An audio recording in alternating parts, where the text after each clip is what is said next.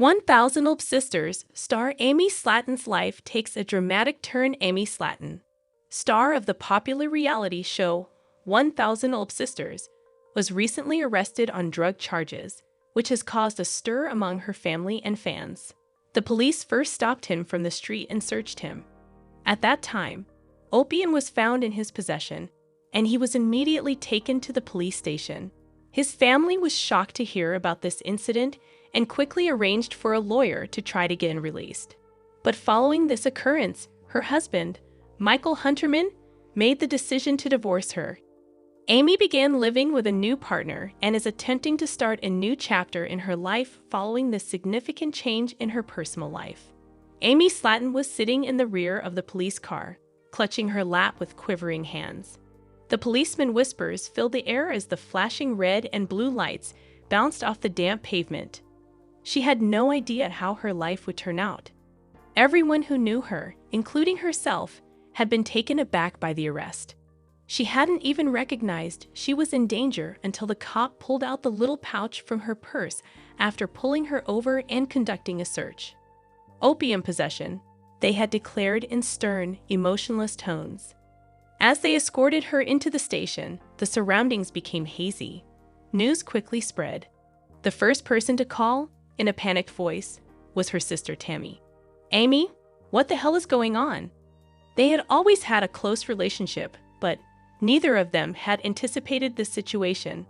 Her spouse, Michael, had a different reaction. He was more silent than he was shouting. He served her with divorce papers a day later. "I can't do this anymore, Amy," he replied, averting his gaze. "You need to figure yourself out." Amy thought she was going to drown. Her notoriety from the 1000 Olp Sisters had garnered a lot of attention, but now everyone was staring at her for the wrong reasons. Betrayal, addiction, and scandal were all over the media. The weight of it all made it difficult for her to breathe. Then, however, something changed. As she sat in her sister's guest room, gazing up at the ceiling, she became aware of her options. She might strive to regain her life, or she could let this moment define who she was. The following week, she checked herself into treatment. It wasn't easy.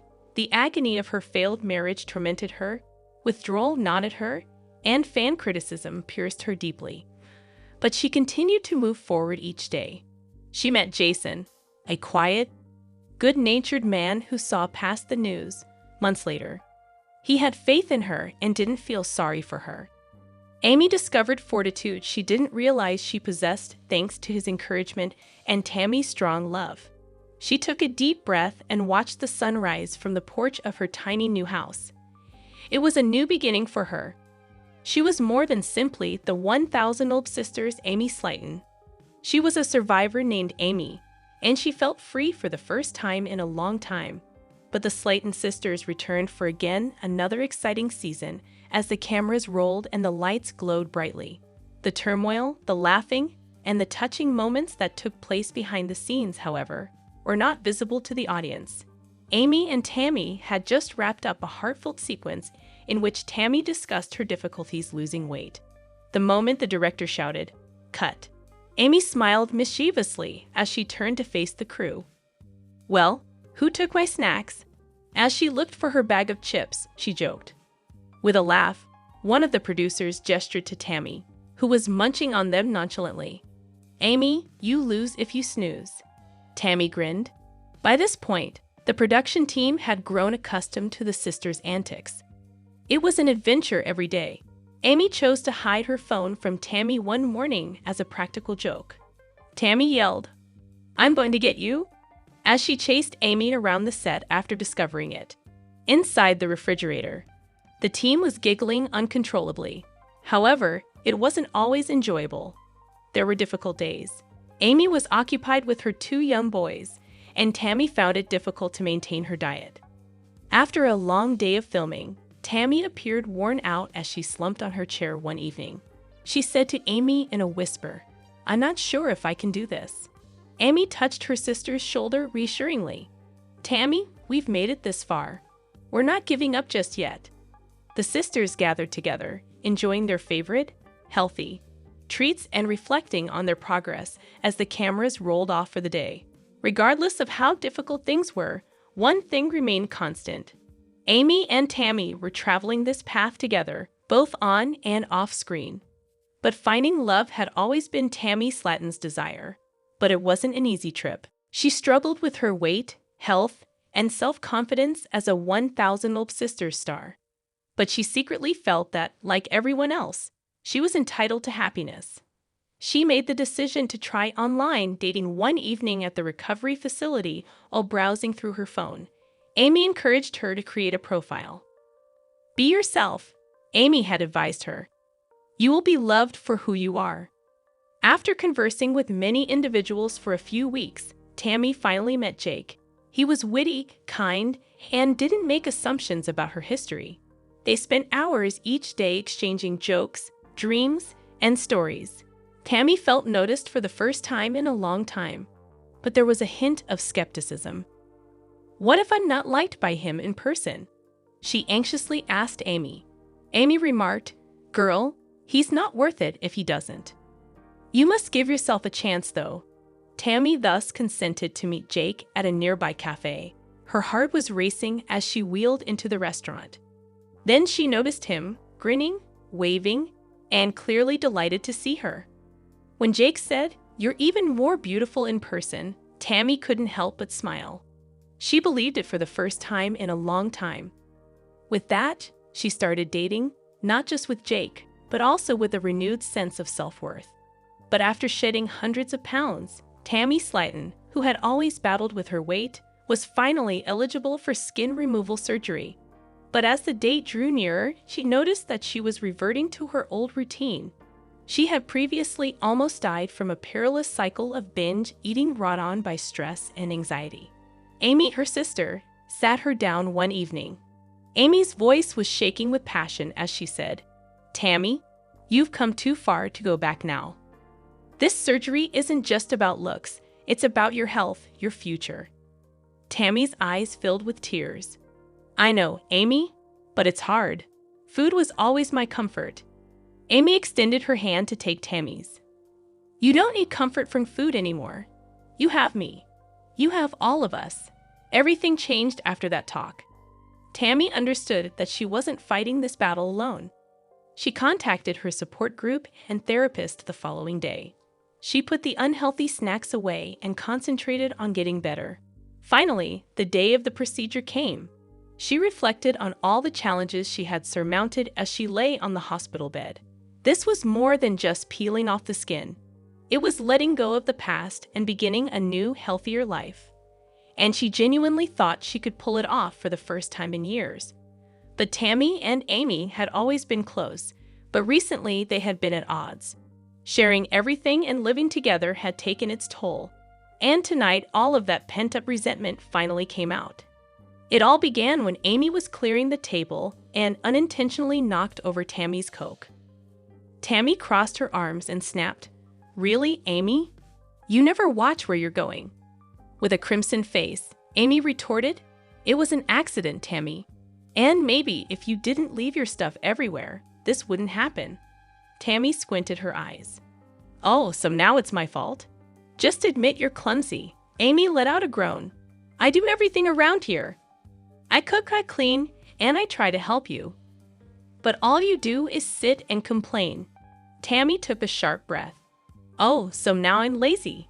You think you're perfect? Newsflash, Amy, you're not." The dispute got more heated. The voices grew louder. Frustrated hands waved. Amy cried as she screamed, "You never appreciate anything I do." In response, Tammy said, "And you always act like you're better than me." Her face went red with rage. The room suddenly fell silent. Both of them were panting, their feelings exploding. "Tammy, I don't want to fight like this," Amy said in a hushed tone. In her heart, Tammy felt the same way, but she turned her head away, her rage still smoldering. "Me neither," she acknowledged. Amy groaned a few moments later. "I love you, Tam."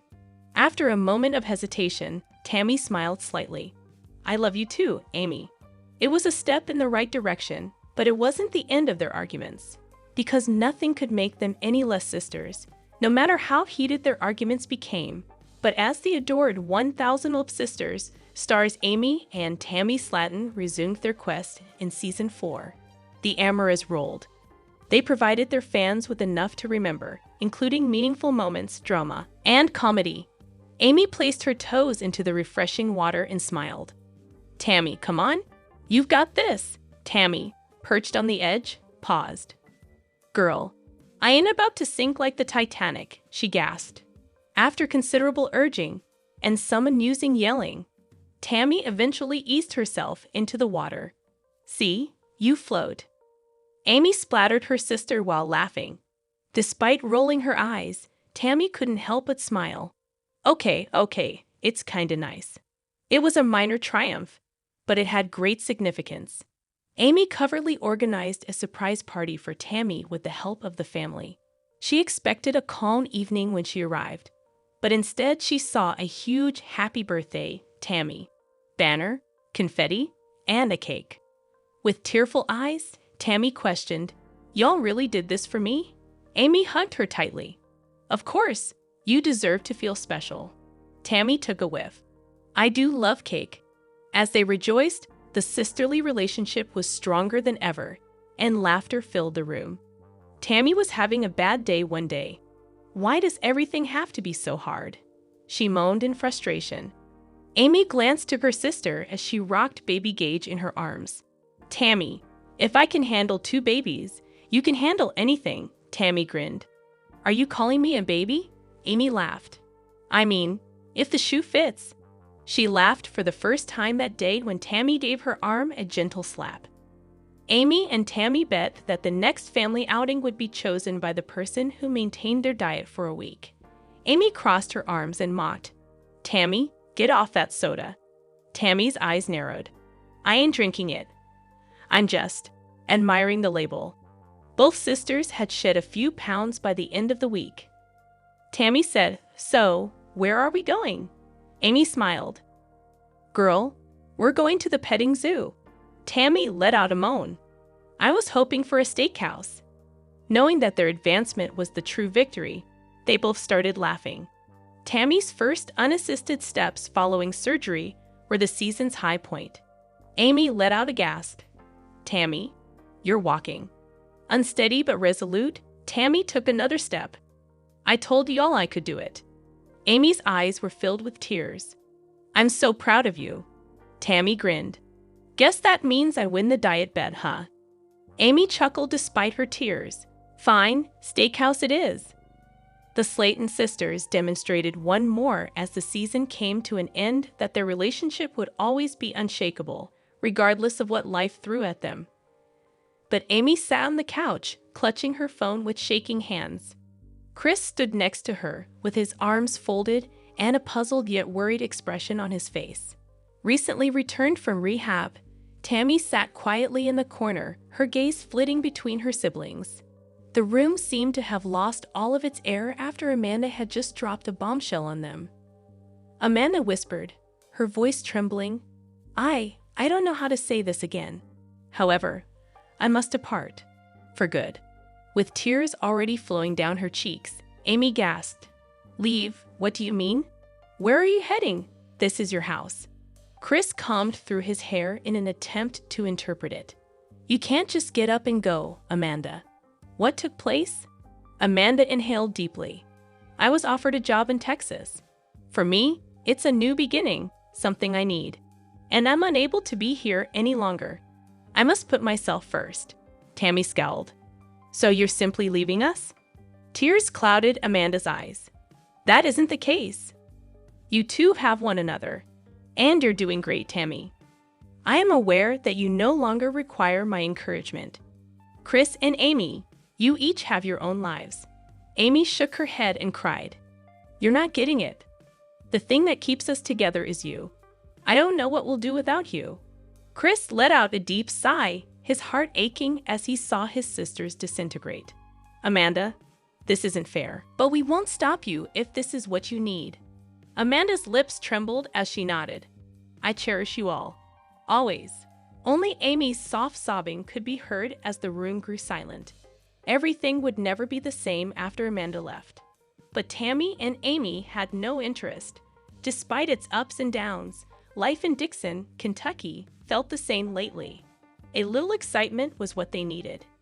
Amy came upon an event one evening while perusing Facebook, Burlesque Night at the Velvet Rose. The poster featured glitzy dancers dressed in glittering attire. Amy's gaze expanded. "Look at this, Tammy," she yelled. Squinting at the television, Tammy said, "Burlesque? That fancy dance, isn't it?" "Yes, complete with corsets and feathers." Amy smiled and said, "Let's do it." "Girl, do you think we can pull that off?" chuckled Tammy. "Why not? Nothing but ourselves can stop us."